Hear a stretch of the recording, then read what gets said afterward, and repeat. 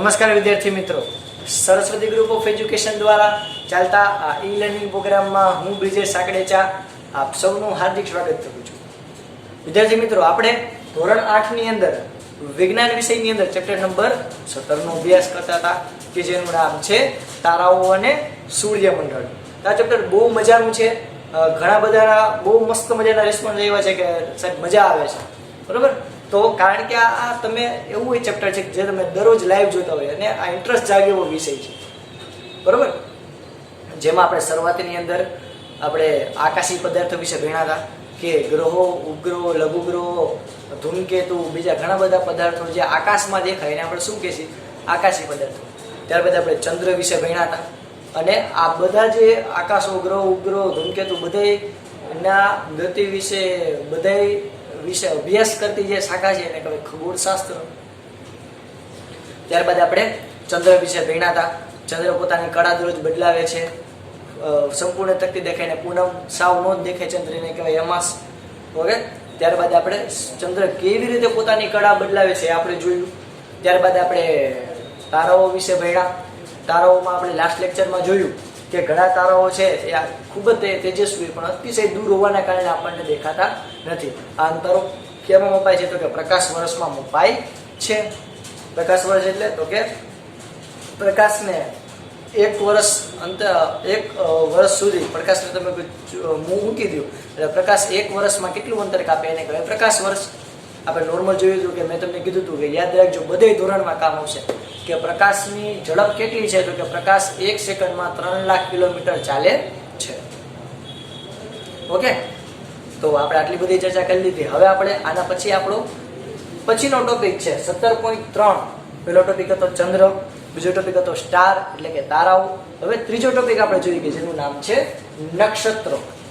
Okay. નક્ષત્ર તમે જો ગમે ત્યારે આપણે કોઈ પણ જ્યોતિષશાસ્ત્ર કે કુંડલી કે જોઈએ નક્ષત્ર તો બોલે છે. તો આ નક્ષત્ર એટલે શું? પહેલા તો આપણે એ સમજીએ અને આપણે હવે નક્ષત્ર વિશે ભણશું. તો નક્ષત્ર એટલે તો કે તારાઓ કે જે ઓળખી શકાય તેવો આકાર બનાવે તેને કહેવાય નક્ષત્ર. તારાઓ એટલે કે સ્ટાર્સ કે જે ઓળખી શકાય તેવો આકાર બનાવે એટલે કે ઘણા બધા સ્ટાર ભેગા થઈને કંઈક આકૃતિ બનતી હોય એવું આપણને આવું લાગતું હોય કે ઘણા બધા સ્ટાર ભેગા થઈને કંઈક આકૃતિ બનતી હોય એવું તમને લાગતું હોય એને આપણે શું કહીએ? નક્ષત્ર. ઓકે. તો તારાઓ કે જે ઓળખી શકાય તેવો આકાર બનાવે તેને શું કહેવાય? નક્ષત્ર. તો નક્ષત્રની પહેલા તો વ્યાખ્યા આપણને યાદ રહી. કોને કહેવાય નક્ષત્ર? તો કે ભાઈ તારાઓ કે જે ઓળખી શકાય તેવી આકૃતિ બનાવે એને શું કહેશે? નક્ષત્ર. હવે ઘણા બધા નક્ષત્ર ઓલરેડી થઈ જ ગયા છે. તમે ઘણા બધા નક્ષત્ર રોહિણી ને અશ્વિની કેટલા બધા એવા નક્ષત્ર આવે. તો આ બધા નક્ષત્ર જે છે એ પ્રાચીન લોકો દ્વારા તારાઓને ઓળખવા માટે ઘડાયા હતા. એટલે કે જે જૂના જમાનામાં જે લોકો જે હતા એ લોકો તારાઓને ઓળખવા માટે એ નક્ષત્રો બનાવેલા હતા. હા ભાઈ, આવી આકૃતિ દેખાય તો આવી આકૃતિ હશે એટલે આમાં આટલા તારાઓ હશે અને આની અંદર આ સ્ટાર આવેલો હશે. ઓકે.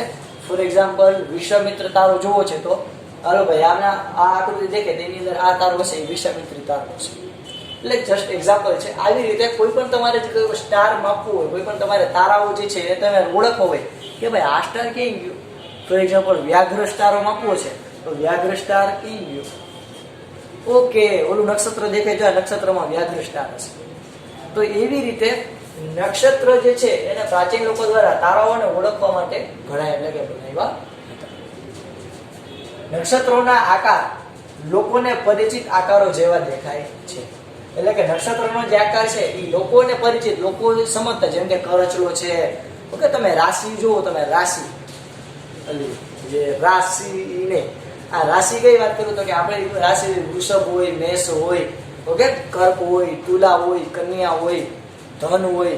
આવી બધી જે રાશિ હોય તે રાશિની તમે આકૃતિ જોશો તો એ નક્ષત્ર ઉપરથી બનાવેલી હશે. તો કરચલો છે કે અડધો ગોરો અડધો માણસ છે, બળદ છે, બકરી છે, તો આ બધા જે કંઈ પણ એને રાશિઓ રાખેલી છે એનો જે આકૃતિ રાખેલી છે એ નક્ષત્ર ઉપરથી રાખેલી છે. એટલે કે માણસોને એવું લાગ્યું કે હાલો ભાઈ આ બળદ જેવું દેખાય એટલે આથી વૃષભ. એટલે જસ્ટ એક્ઝામ્પલ છે. તો એવી રીતે નક્ષત્રોના આકાર જે છે લોકોને પરિચિત, લોકો જે ઓળખતા હતા. ફોર એક્ઝામ્પલ કોઈ વાટકા જેવું દેખાય, હાલો ભાઈ આ નક્ષત્ર આવું, આ એમ જેવું દેખાય તો આ નક્ષત્ર આવું. એટલે નક્ષત્રોના આકાર લોકોને પરિચિત આકારો જેવા દેખાય છે. એટલે કે લોકો જે આકાર જાણતા હતા એ જ આકારને નક્ષત્ર બનાવ્યો. ઓકે હાલો ભાઈ, આ ટોપી જેવું દેખાય આ. ઓકે, નક્ષત્રનો ઉપયોગ શું? તો કે એ પહેલાના પોઈન્ટમાં એવું કે તારાઓ જે છે એને ઓળખવા માટે નક્ષત્રનો ઉપયોગ થતો. તો નક્ષત્ર એટલે શું? તો કે તારાઓ કે જે ઓળખી શકાય તેવો આકાર બનાવે ને કે ભાઈ નક્ષત્ર. ત્રણ પોઈન્ટ ક્લિયર થયા પહેલા. ઓકે, ચાલો. ઉનાળામાં રાત્રિના પ્રથમ ભાગ દરમિયાન દેખાતું સૌથી પ્રચલિત નક્ષત્ર કયું છે? સપ્તર્ષિ. સપ્તર્ષિ એટલે કે તમે સંધિ છૂટી પડો તો એ સપ્ત એટલે 7 અને ઋષિ, સપ્ત ઋષિ. તો હિન્દુ સંસ્કૃતિની માન્યતા પ્રમાણે સપ્ત ઋષિ એટલે 7 ઋષિઓનો સમૂહ કે જે એકદમ પવિત્ર ગણવામાં આવે છે, કે જે શંકર ભગવાનના એટલે કે મહાદેવ ભગવાન જે છે એમના ડાયરેક્ટ શિષ્ય માનવામાં આવે છે સપ્તર્ષિ. તો આ જે સપ્તઋષિ છે એ હંમેશા પૃથ્વી ઉપર નજર રાખતા હોય છે એવું કહેવાય છે વેદો પ્રમાણે. અને આ સપ્તઋષિ છે એની તમે એક્ઝેક્ટ પૃથ્વીથી તમે સપ્તઋષિ એટલે કે 7 તારાઓનો સમૂહ જે છે એ તમે જોઈ શકો છો. તો આ સપ્તઋષિ જે છે ઉનાળામાં રાત્રિના પ્રથમ ભાગ દરમિયાન એટલે કે ઉનાળામાં 2 વાગ્યા સુધીમાં તમે જોઈ શકો. ઓકે, મેં જાગીને ત્યાં સુધી જોયેલું છે, એ સિવાય તમે જોઈ શકો તો પણ ના નહીં. તો ઉનાળામાં રાત્રિના પ્રથમ ભાગ દરમિયાન દેખાતું સૌથી પ્રચલિત નક્ષત્ર કયું છે? સૌથી પ્રચલિત તારા જૂથ એટલે કે સૌથી પ્રચલિત નક્ષત્ર તો કે સપ્તર્ષિ. જો તમને હું બાજુમાં તમને આકૃતિ દેખાડું છું, તમે આવી આકૃતિ જોઈ જ હશે ઉનાળામાં, અથવા તમારા દાદા દાદીએ તમને દેખાડી હશે કે હા ભાઈ, અથવા તમારા પેરેન્ટ્સે પણ તમને દેખાડી હશે કે જો આ સપ્તર્ષિ તારા જૂથ છે. જો ન દેખાડી હોય તો આપણે અભ્યાસીમાં જઈ અને આજે તમારા પેરેન્ટ્સને પૂછો કે ભાઈ મને આ સપ્તઋષિ તારા જૂથ દેખાડો, અથવા તો તમે ગોતો કે તમને જે આકૃતિ દેખાય છે એ આકૃતિ તમને આકાશમાં ક્યાં દેખાય છે, તો તમને એક્ઝેક્ટ વિદ્યાર્થી મિત્રો આવી આકૃતિ દેખાશે. સપ્તઋષિ તારા જૂથ એને કહેવાય. શું કહેવાય વિદ્યાર્થી મિત્રો? સપ્તઋષિ તારા જૂથ, કે જે આપણા હિન્દુ સંસ્કૃતિની માન્યતા પ્રમાણે 7 ઋષિઓનો સમૂહ છે એવું ધારવામાં આવે છે. ઓકે, જેને ઇંગ્લિશમાં બીજા શબ્દથી બિગ ડીપર અથવા તો ધ ગ્રેટ બિયર તરીકે પણ ઓળખવામાં આવે છે. એટલે કે સપ્ત ઋષિના તમને બીજા નામ કે ખાલી જગ્યામાં, અથવા તમને જાણવું હોય કે બીજા નામ એના કયા, તો કે ભાઈ અલગ અલગ ભાષાઓના બિગ ડીપર અને ધ ગ્રેટ બિયર તરીકે પણ ઓળખવામાં આવે છે. તો આવું શું કામ એને કહેવામાં આવે? તો કે ભાઈ એનું એક રીઝન છે કે આ નક્ષત્રોમાં 7 અગ્રણીય તારાઓ હોય છે. એટલે કે આ નક્ષત્રમાં 7 તારાઓ આવેલા હોય છે. મેં તમને કીધું એટલે કે આને 7 ઋષિઓનો સમૂહ એટલે કે સપ્ત ઋષિ કહેવાય. તો આ 7 અગ્રણીય તારાઓ જે છે એનો આકાર તમે જુઓ ને, તમે આકૃતિમાં જુઓ એનો આકાર તો એક પ્રકારના ચમચા જેવો લાગે. કેના જેવો? ચમચા જેવો, કે પ્રશ્નાર્થ ચિહ્ન એટલે કે ક્વેશ્ચન માર્ક હોય, આમ ઊભો ક્વેશ્ચન, આમ આડો ક્વેશ્ચન માર્ક હોય એના જેવો તમને લાગશે. તો તમે આકૃતિમાં જુઓ તો જે ચમચા કે પ્રશ્નાર્થ ચિહ્ન જેવો આકાર દેખાય, કે જેમાં તમે ધ્યાનથી જોશો તો જે 3 જે તારા જે છે એ જે તમને ગોલ દેખાય એના જે હાથ હોય છે ચમચાનો હાથો, ત્યાં તમે ધ્યાનથી જુઓ એના હાથ પાસે એનો હાથો જે છે ચમચાનો, ત્યાં તમને 3 તારા જૂથ દેખાશે. અને બાકીના જે 4 જે છે એ વાટકાઓમાં ગોઠવાયેલા જણાશે. એટલે તમે ધ્યાનથી આકૃતિ જુઓ તો જોશો એની આકૃતિ આવી થશે.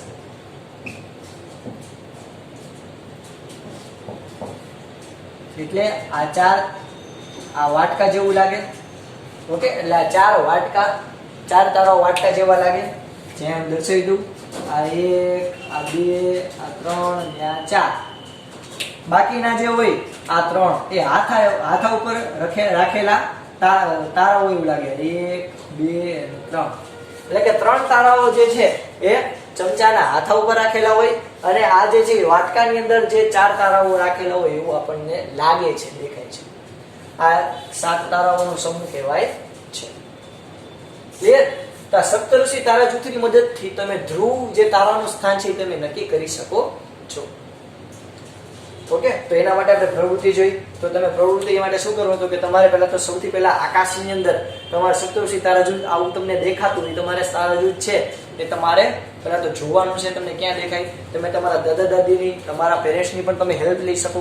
તો તમારે પહેલા તો જોવાનું સપ્તઋષિ તારા જૂથ.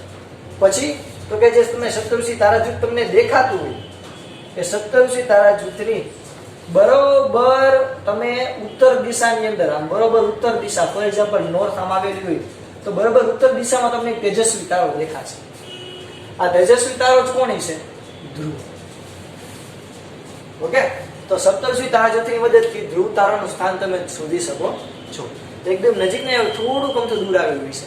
એટલે તમારે શું જોવું તો કે પહેલા તો સપ્તર્ષિ તારાજ્યોત તમારે આકાશની અંદર આપણી પ્રવૃત્તિમાં સૌથી પહેલા તમારે શું કરવાનું તો કે સપ્તર્ષિ તારાજ્યોત તમારે પહેલા જોવાનું.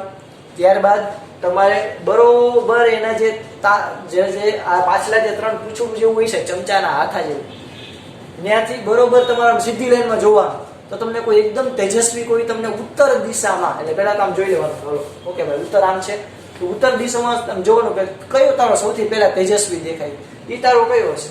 ધ્રુવ. તો આ સપ્તર્ષિ તારાજ્યોતની મદદથી તમે ધ્રુવ તારા જે છે એનું તમે સ્થાન પણ શોધી શકો છો. હવે તો કે જો બીજી તમને એક મસ્ત મજાની વાત કહી દેતી કે આપણે આ પહેલાના લેક્ચરમાં જોયું હતું કે કોઈ પૃથ્વી, તો પૃથ્વીની ધરી હોય તો એ ધરી ઉપરની એકદમ ધરીની ઉપર જ ધ્રુવ તારા આવેલો હોય છે. તો પૃથ્વી આમ ફરતી હશે, ધ્રુવ તારાનું સ્થાન તમને બદલતું લાગશે નહીં. આપણે છત્રીની એક્ટિવિટી દ્વારા જોયું હતું કે છત્રીમાં જે મધ્યમાં જે કંઈ પણ હશે સ્ટાર એ કોઈથી ફરતો દેખાશે નહીં, જ્યારે કિનારી ઉપર છે બધે ફરતા દેખાશે. તો એવી રીતે આ ધ્રુવ તારો કે એનું પોતાનું સ્થાન ક્યારેય બદલતો તમને દેખાશે નહીં, પણ એની આજુબાજુના બધા જે સ્ટાર હશે એ બધા પોતાનું સ્થાન બદલતા હશે એવું લાગશે. તો એવી જ રીતે તમને આ જે સપ્તર્ષિ તારાજ્યોત છે એનું તમને સ્થાન બદલતું દેખાશે. એટલે કે ધ્રુવ તારો વચ્ચે હોય અને સપ્તર્ષિ તારાજ્યોત જે છે એ 2 કલાક પહેલા આવ્યા હોય, વળી 2 કલાક પછી આવ્યા, વળી 2 કલાક પછી આવ્યા. જો તમે આકૃતિમાં જુઓ તો 2 કલાક પછી ફરી પાછો બીજો હોય એવું તમને જણાશે. તો એનો મતલબ શું થયો કે હકીકતમાં બધા જ તારાઓ ધ્રુવના તારાની આસપાસ ભ્રમણ કરતા હોય છે.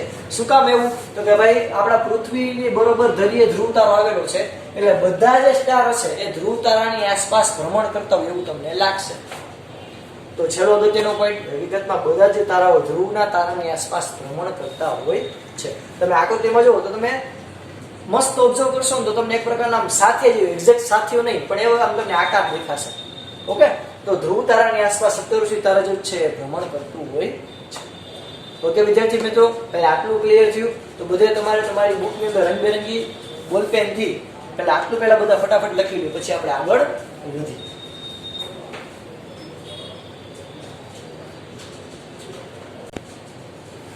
ચાલો વિદ્યાર્થી મિત્રો, તો આપણે ફરી પાછું નવું તારાજ્યોત જોઈ. આપણે નક્ષત્રોમાં સૌથી પહેલું તારાજ્યોત કયું જોયું? સપ્તર્ષિ. હવે આપણે તારાજ્યોત જોઈશે મૃગશીર્ષ. મૃગશીર્ષ એટલે તો કે મૃગ એટલે હરણ. તો મૃગશીર્ષ એ એક બીજું જાણીતું નક્ષત્ર છે જે શિયાળામાં મોડી સાંજે દેખાય છે. સપ્તર્ષિ તારાજ્યોત છે એ ઉનાળામાં દેખાતું હતું, જ્યારે આજે જે મૃગશીર્ષ એ આપણને શિયાળામાં મોડી સાંજે દેખાશે. આ મૃગશીર્ષ તારાજ્યોત છે ને બહુ મસ્ત મજાનું તારાજ્યોત છે. તે આકાશમાં દેખાતા અદ્ભુત નક્ષત્રોમાંથી એક જે છે. આપ સ્ક્રીન ઉપર જુઓ તો જો તમને મૃગશીર્ષ તારાજ્યોત છે તમને દેખાશે. દેખાણું મસ્ત મજાનું. તેમાં પણ 7 કે 8 તેજસ્વી તારાઓ હોય છે. યાદ કરો સપ્તર્ષિમાં કેટલા તારાઓ આપણને તેજસ્વી દેખાતા હતા? 7. જ્યારે આની અંદર કેટલા છે? 7 કે 8. હકીકતમાં એવું ન હોય કે આમાં 7 થી 8 તારા જોઈએ. બીજા ઘણા બધા અસંખ્ય નાના નાના તારા હોય કે જે આપણને નરી આંખે દેખાતા હોય નહીં. બરોબર, આપણને અતિશય તેજસ્વી તારા કેટલા દેખાય? 7 થી 8. મૃગશીર્ષમાં, સપ્તર્ષિમાં કેટલા? 7. મૃગશીર્ષને વ્યાધ પણ કહે છે. શું કહેવાય? વ્યાધ. એનું બીજું નામ છે. ઓમાં સપ્તર્ષિનું બીજું નામ શું હતું? યાદ કરો. 2 નામ હતા, ધ ગ્રેટ બિયર અને યાદ કરો. Very good. બિગ યાદ કરો. મૃગશીર્ષને વ્યાધ પણ કહે છે. વચ્ચેના 3 તારા વ્યાધના પટ્ટા દર્શાવે છે. વચ્ચેના જે 3 તારા જે છે એ વ્યાધના પટ્ટા દર્શાવે છે. એટલે કે હરણ હોય તો એવું એક ટૂંકમાં ધારવામાં આવે છે. બરોબર, તો વચ્ચેના 3 તારા જે છે વ્યાધના જે પટ્ટો હોય આખો એક આમ સીધો પટ્ટો, તમે આકૃતિમાં જુઓ તો એક આમ સીધી લીટી તમને દેખાતી હશે વચ્ચેના ભાગે. તો વચ્ચેના 3 તારા છે એક આખો પટ્ટો દર્શાવે, જ્યારે બાકીના જે 4 જે છે એ ચતુષ્કોણ સ્વરૂપે આપણને દેખાય છે. વ્યાધ કે જે આકાશમાં દેખાતો સૌથી તેજસ્વી તારો જે છે મૃગશીર્ષની નજીક આવેલો હોય છે. હકીકતમાં આનો શબ્દ ભ્રંશ કરી અને વ્યાધ કહ્યું છે. હકીકતમાં એ તારો જે છે એ છે વ્યાઘ્ર. શું છે? વ્યાઘ્ર એટલે કે વાઘ. તો મૃગશીર્ષ એટલે હરણ અને વાઘ તો આવી એક રચના આપણને સમજવા માટે મેં પહેલા કીધું નક્ષત્ર એટલે તો કે માણસને ખાલી સમજવા માટે ઓળખી શકે એટલા આવું દર્શાવ્યું. તો વ્યાધ જે છે એ આકાશમાં દેખાતા સૌથી તેજસ્વી તારો જે છે જેને સિરિયસ કહેવાય. તો યાદ રાખજો ઘણી જગ્યાએ જનરલ નોલેજમાં કોમ્પિટિટિવ એક્ઝામમાં પૂછાય કે બ્રહ્માંડમાં દેખાય એટલે કે આપણને આકાશમાં દેખાતો સૌથી તેજસ્વી તારો કયો છે તો કે સિરિયસ. સિરિયસ નું ગુજરાતી થાય વ્યાધ. વાઘ મૃગશીર્ષની નજીક આવેલો હોય છે. વ્યાધનું સ્થાન નક્કી કરવા માટે મૃગશીર્ષના વચ્ચેના 3 તારામાંથી પસાર થતી હોય તેવી એક સીધી રેખાની કલ્પના કરી તેની પૂર્વ તરફ જોતા આપણને વ્યાધ દેખાશે. એટલે કે તમે ધ્યાનથી અવલોકન કરો, તમે આખું જે મસ્ત મજાની આકૃતિ જુઓ તો જેમાં જે સીધો વચ્ચેના 3 જે પટ્ટા છે બરોબર એ લાઈનમાં તમે આગળ વયા જાઓ તો પૂર્વ બાજુ તમે જુઓ એટલે તમને વ્યાધ જે છે એ દેખાશે કે જે આખા આકાશમાં તમને સૌથી તેજસ્વી તારો તમને દેખાશે વ્યાધ, કે જેને સિરિયસ તરીકે પણ ઓળખવામાં આવે. તો તમે લોકકથા પ્રમાણે એટલે કે આમ તમે વાર્તા પ્રમાણે જુઓ ને એવું કહેવાય છે કે જે વચ્ચેના જે 3 તારા છે ને એ હરણ છે. શું છે? હરણ. આ મૃગશીર્ષ, મૃગ એટલે હરણ, એના ઉપરથી એવું રાખવામાં આવ્યું કે વચ્ચેના 3 જે છે એ હરણ જેવા લાગે અને જે તમને સૌથી તેજસ્વી તારો જે તમને આમ દેખાય છે દીકરી તરફ જોતા એ જે છે એ છે વ્યાઘ્ર એટલે કે વાઘ, સિરિયસ, કે જે શું કામ કરે તો કે જે હરણ જે છે એનો શિકાર કરવા માંગે છે. શું કરવા માંગે છે? શિકાર. એટલે એવી આકૃતિ આમ થતી હોય એવું લાગે. ઓકે. બીજું કહેવાય કે આખો માણસ હોય કે જે ઢાલ લઈને તલવાર લેતો એવું પણ લાગે. તમે આકૃતિમાં જો તો તમને એવી પણ તમને આકૃતિ દેખાય મૃગશીર્ષ ઉપર. ઓકે. બીજું આપણું તારાજૂથ થયું નક્ષત્ર થયું વ્યાઘ્ર. વ્યાઘ્ર તારો આપણને દેખાડતો. સપ્ત ઋષિની મદદથી તમે ધ્રુવ તારાનું સ્થાન શોધી શકો, જ્યારે મૃગશીર્ષ તારાની મદદથી તમે વ્યાઘ્ર તારાનું સ્થાન એટલે કે બ્રહ્માંડમાં આકાશમાં તમને સૌથી વધારે તેજસ્વી દેખાતા તારાનું સ્થાન તમે મૃગશીર્ષ તારાની મદદથી જોઈ શકો એટલે કે ઓળખી શકો. મૃગશીર્ષ એટલે ખબર પડી બધાને આ શિયાળામાં દેખાતું તારાજૂથ છે, જ્યારે સપ્તઋષિ ઉનાળામાં દેખાતું. ચાલો આપણે પહેલા બધા તમારે પાકી બુકની અંદર રંગબેરંગી કલરથી લખી લીધું. ચાલો વિદ્યાર્થી મિત્રો, તો આપણે ફરી પાછું નવું એક નક્ષત્ર જોઈ જેનું નામ છે શર્મિષ્ઠા. શરમાવાનું નથી, એટલે શર્મિષ્ઠા, જેને કહેવાય બીજું નામ છે કાસિયોપિયા. શું? કાસિયોપિયા. વિચિત્ર નામ છે પણ છે. શર્મિષ્ઠા તારાજૂથ જે છે નક્ષત્ર જે છે એ ઉત્તર આકાશમાં આવેલું એક પ્રચલિત નક્ષત્ર છે. ઉત્તર આકાશમાં એટલે કે ઉત્તર બાજુ તમે જુઓ તો ત્યાં કંઈક તમને દેખાયું. તે શિયાળામાં રાત્રિના વહેલા ભાગમાં જોઈ શકાય છે, જ્યારે મૃગશીર્ષ એ મોડા ભાગમાં, આ છે વહેલા ભાગમાં જોઈ શકાય છે. તે વિકૃત થયેલા અક્ષર W કે M જેવું દેખાય. વિકૃત થયેલા એટલે તો કે ખરાબ અક્ષર નો કર્યા હોય એમાં W કે M કર્યા હોય, આડાવાળા ખાચા ખૂચી વાળા, એવી રીતે W કે M થતો હોય એવું તમને દેખાય છે. ઓકે. તો અહીંયા આપણે મેઇન નક્ષત્રની અંદર કેટલા તો કે 3 પ્રકારના નક્ષત્ર જોયા. સપ્તઋષિ, બીજું મૃગશીર્ષ અને ત્રીજું શર્મિષ્ઠા. સપ્તઋષિ 7 ઋષિઓનો બનેલો સમૂહ કહેવાય છે, જેમાં 7 તારાઓ આવેલા હોય છે. મૃગશીર્ષની અંદર 7 થી 8 તારાઓ આવેલા હોય છે અને શર્મિષ્ઠા જે છે એની અંદર 1 2 3 4 અને 5 તારાઓ આવેલા હોય છે. તેજસ્વી તમને 5 તારા દેખાશે. ત્યારબાદ આપણે સપ્તઋષિ તારાજૂથની ખાસિયત જોઈ, શર્મિષ્ઠા તારાજૂથ વિશે ભણ્યા અને સપ્તઋષિ તારાજૂથ છે એ ધ્રુવ તારો શોધવા માટે, સ્થાન નક્કી કરવા માટે વપરાય. મૃગશીર્ષ જે છે વ્યાઘ્ર એટલે કે આપણા આકાશમાં સૌથી તેજસ્વી જે તારો છે સિરિયસ, એનું સ્થાન શોધવા માટે વપરાય. અને ત્રીજું શર્મિષ્ઠા તારાજૂથ જે છે એ W કે M જેવા આકારનું દેખાય છે. ક્લિયર વિદ્યાર્થી મિત્રો? તો આ નક્ષત્રમાં આપણે કેટલા તો કે ટોટલ 3 નક્ષત્ર ભણ્યા, સપ્તઋષિ, મૃગશીર્ષ અને શર્મિષ્ઠા. ઓકે. તો આ નક્ષત્ર બધાને આવડી જાય વિદ્યાર્થી મિત્રો. સ્ક્રીન ઉપર આપ જોઈ શકશો શર્મિષ્ઠા તારાજૂથ. તો શર્મિષ્ઠા તારાજૂથ જે છે એ પૂરું કર્યા બાદ આપણો નક્ષત્રનો ટોપિક કેવો થાય? પૂરો. તો આપણો ત્રીજો ટોપિક નક્ષત્ર પણ પૂરો. પેલું ચંદ્ર, બીજું તારાઓ અને હવે નક્ષત્ર. તો આ જે નક્ષત્ર જે આખો નક્ષત્ર વિશેનો આપણો મેં આખો લેક્ચર લીધો એમાં આજે મેં જેટલું કર્યું એટલું તમારે તમારી પાકી બુકમાં એકવાર અને રફ બુકમાં એકવાર રંગબેરંગી કલરથી લખવાનું છે. આ સુધી રાખીએ. જય ભારત, જય હિન્દ. મેં જેટલું પણ તમને અવલોકન કરવાનું કીધું, જેટલા પણ નક્ષત્ર જોવાના કીધા આકાશમાં, તમે જોજો વિદ્યાર્થી મિત્રો, મજા આવશે. આ સુધી રાખીએ. ઓકે, લખી લેજો.